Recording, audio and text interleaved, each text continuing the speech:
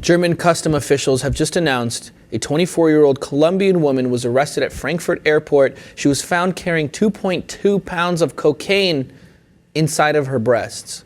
They were put there surgically, Mark. I'm not joking. This is true. They were doing a search. They searched her. Oh, I'll bet they were. Yeah.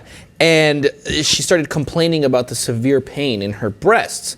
And then they looked and they saw these scars on the bottom of her breasts, and that's when everything became clear. She actually admitted to it because she was in so much pain. The police have come out and said that it was a very amateur job. No one who really gave a crap about this woman's life. So she wasn't turning herself in because of the pain. They were actually in the process of inspecting her? Yeah, she was one of those people who was singled out. Okay. And they were searching her, and she kept complaining about the extreme pain.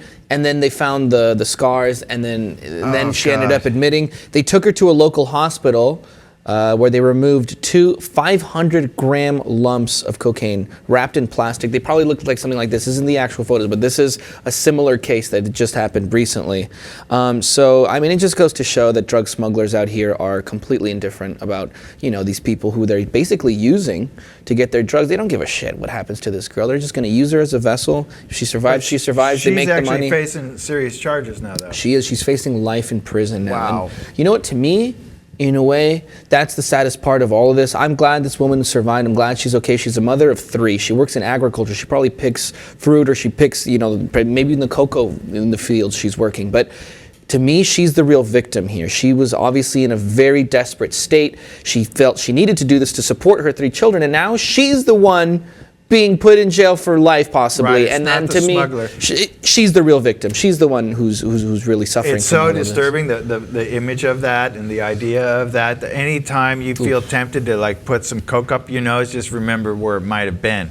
Yeah. That's and then someone's risking their lives because of your stupid habits. Right. Terrible.